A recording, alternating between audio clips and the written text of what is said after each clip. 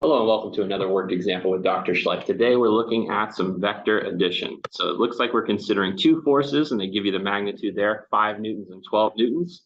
They act from the same point on an object. We were just a moment ago here in class calculating what the magnitude of the resultant force would be if they acted one in opposite directions. Call it out if you wrote something down on your paper there, class.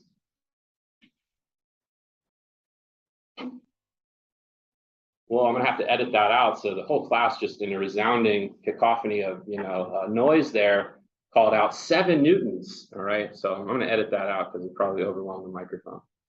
7 newtons, good, right?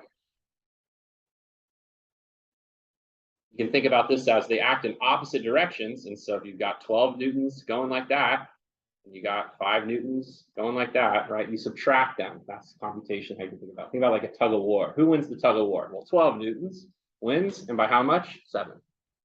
The same strategy that we talked about for the method of adding vectors, you could put this vector head to tail, right? So put the tail of the second vector at the head of the first vector, so it would go like that, and then connect the dots. So connect the tail of the first to the head of the last. So we'd have a net force of 7 newtons, in the same direction as the 12 newton force.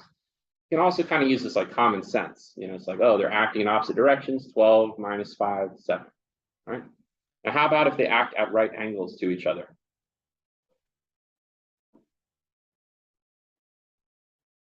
That's this kind of a setup, right? So that's an odd tug of war. You got one team going like this with 12 newtons, and another team going like this with 5 newtons. So here again, connect the tail of the first vector to the head of the last, so we can kind of visualize it's going to go like that. You could have drawn them at any sort of right angle, but I chose, up and right. And so what is the value now of R?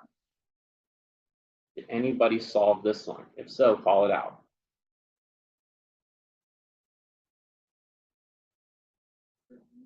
13 is correct.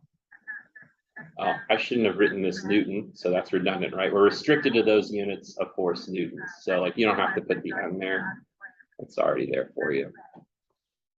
7 newtons would be if they act in opposite directions, but if they act at right angles, you get 13 newtons of net force or resultant force. All right, so adding vectors in the same direction. What if that was the tug of war? This team convinces this team, hey, just join forces. We're all going to pull this thing to the right.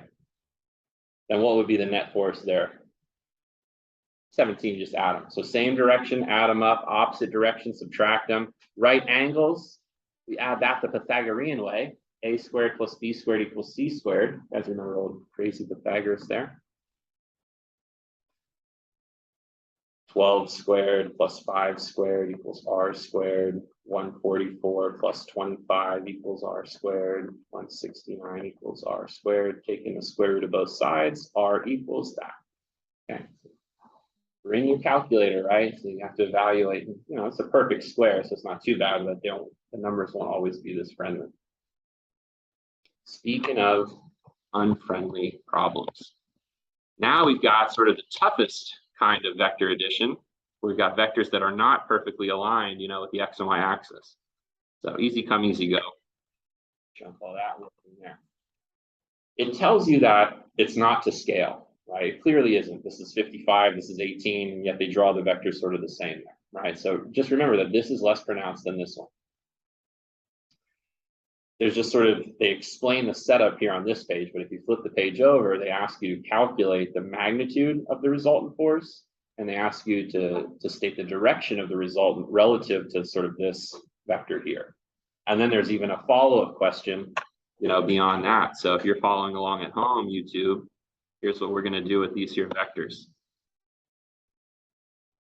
We're going to use resolution of forces or a scale diagram. Well, today we're going to just use resolution of forces. We could solve it with a scale diagram. We'll save that for another day. It says to show that the resultant is 65. Oh, that's tough. They give you the answer. So we have to show that it is 65. Okay. That's good and bad. If we get it wrong, we don't get 65, we'll immediately know we didn't, but then we're sort of forced to reconcile, with our sort of mistake or our ignorance. Like, I just don't know how to solve it, that's it. And you put a question mark where it's like, oh no, let me try it again. Let me try something else out here until you get 65. All right, so we know what we're expected to get for that one. And then they want the angle between the resultant and the 55 Newton force. And then there's yet another part C to this, a third force, right? And so we have to know something about Newton's second law to be able to solve that one. So this is why today's quiz was really only those first 2 marks. This one is maybe within reach for some of the students that have been, sort of practicing with their vector addition, resolution of forces. Maybe you'd be able to solve this one. And if you feel like, yeah, give me a shot, give me a crack at it, go for it. Okay, you get a head start. Anybody else that's like, I'm gonna wait and see what you're gonna do with this here. It's still a little bit unclear to me. We all learn at slightly different rates, right? So let's see what we would do to this one to add them. Because the 55 Newton force is already acting to the right, and this 18 Newton force acts down and to the right, this is the one I want to resolve. I want to figure out how much of this one acts down. And I'm just going to use the full triangle over here. Remember, it's not to scale, so it's sort of, the resultant would be more like this, right? Because this, if we drew it to scale and this is 55, then 18 would be sort of maybe like, only that much, right? It wouldn't be this, this long thing. So you can almost cut it off right here and say like, okay, the resultant actually kind of goes like that. But just so I have a nice big triangle to kind of work with here on the screen, I'm just going to sort of resolve this 18 Newton vector, okay, into its down and right components.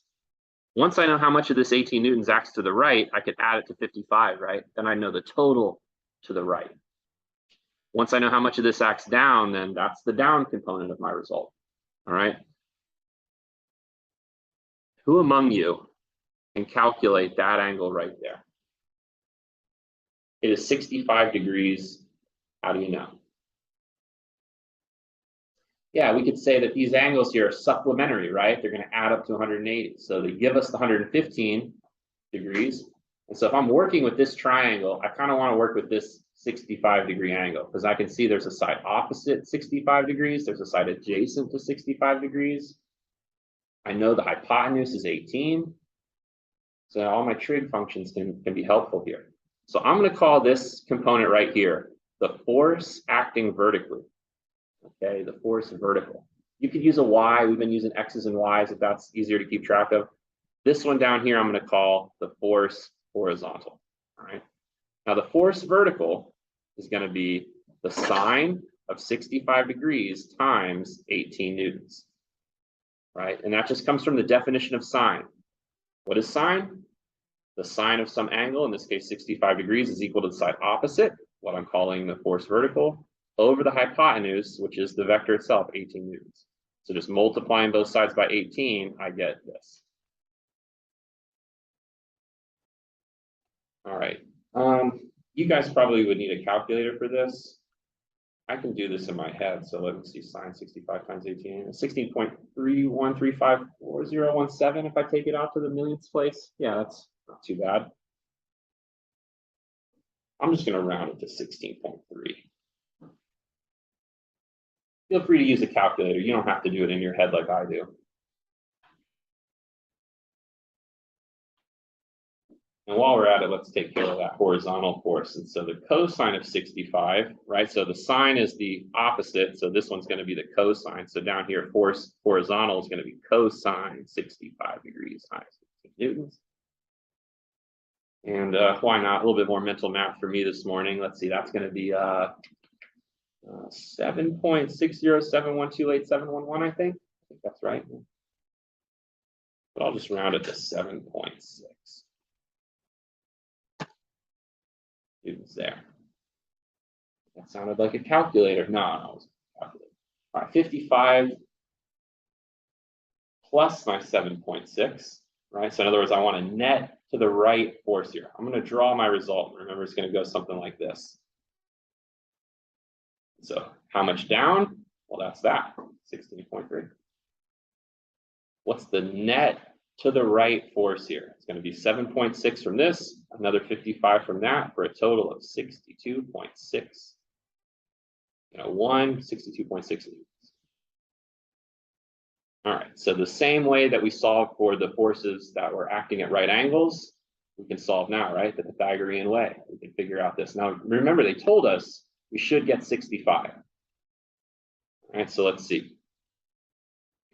62.6 squared plus 16.3 squared equals r squared. And if r is 65, we know we did it right. And if we get something else, and again, we're forced to sort of find our mistake or just, sit there in our ignorance and go, oh, I didn't know it. What did I do wrong? So 62.6 squared is mental math this morning stuff. 3,919.652565, I think.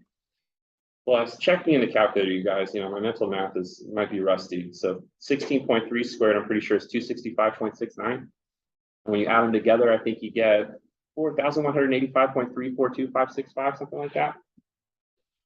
And then take the square root of that. I'll do that in my head too. 64.694225359.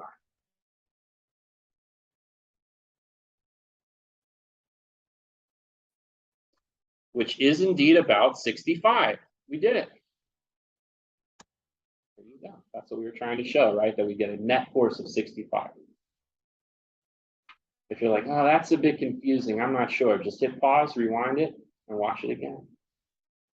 Unless you're live in class right now, in which case you could ask a question. Everybody in the future that's watching this video, like hundreds of years in the future, is like, what? People are lucky enough to be in his class live? That's so awesome. Questions? Yeah.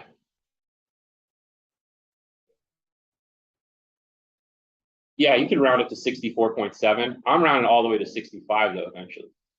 All right, 64.7 is still going to round to 65 if we round it to the nearest whole number, right? The ones place.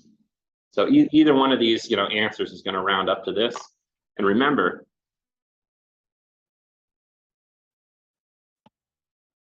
all that working could really go there, right? They say, show that the magnitude of the resultant force is 65 newtons. So we got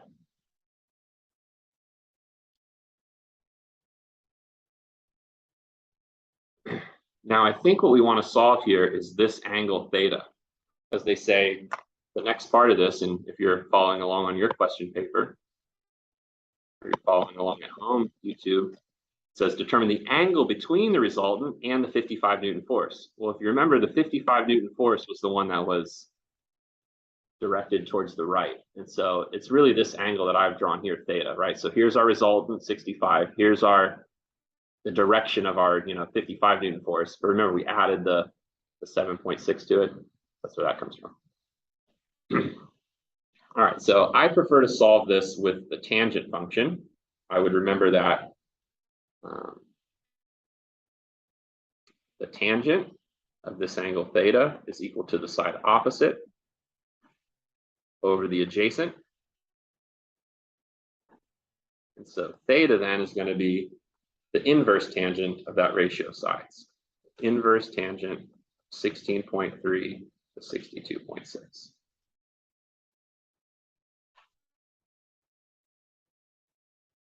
Let me just think through this a little bit with my mental math again. So I get 14.59478 in my brain. And that's going to be 15 degrees when you round it.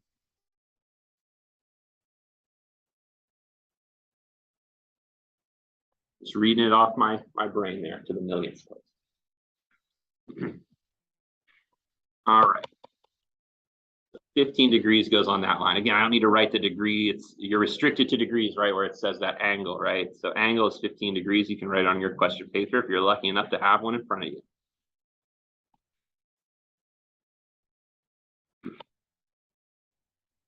All right, easy come, easy go. Again, if you need any of that working, just rewind the video a bit, watch it, review it at your leisure.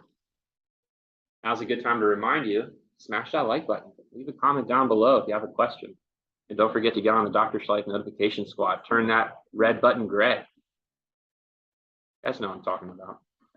All right, a third force of 80 newtons is now applied to X in the opposite direction to the resultant force. Let's remind ourselves that the resultant force was something like this. And it was 65 newtons. And now they're saying, hey, opposite that, we got 80 newtons now. One calculation leads to the next for these paper 2 questions, right? We already saw adding vectors that were in opposite direction, the 12 Newton, the 5 Newton force, right? Remember that tug of war. So now we have a similar sort of problem, just different numbers. It asks us to calculate the acceleration. Well, you need to know Newton's second law for that. Force equals mass times acceleration, arguably the most important law at this level of physics. And you should be mindful also that on the left side of this is the sum of the forces. So this Greek letter sigma means the sum of all the forces, or the net force. The left side of this is the vector addition we've been doing, right? We're going to add all these force vectors together, and wherever the net force is, that's what's equal to mass times acceleration. They give us the mass, and they ask us to calculate the acceleration. Our job here is to calculate the net force acting on this object X here. You want to make X a box and remind yourself that it is 2.7 kilograms, right? And we're sort of saying, all right, we got a tug of war, and this team is pulling at 65 newtons this way, and this team is pulling at 80 newtons that way. What is the net force acting on that box?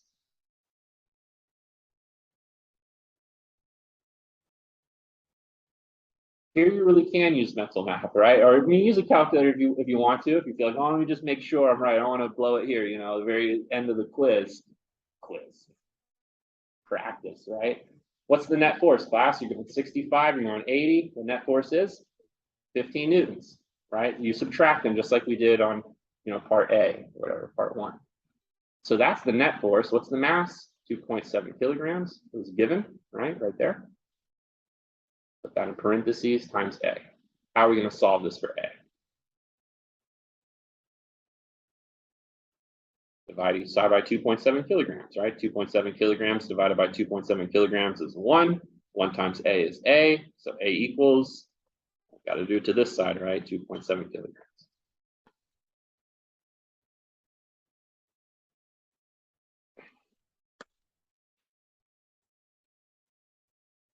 And I would round it to 5.6 meters per second squared. If you evaluate that in your calculator, it's like 5.5 repeating. So 5.6 meters per second squared. This has been another worked example with Dr. Schleich, still living the physics life. We'll see you next time.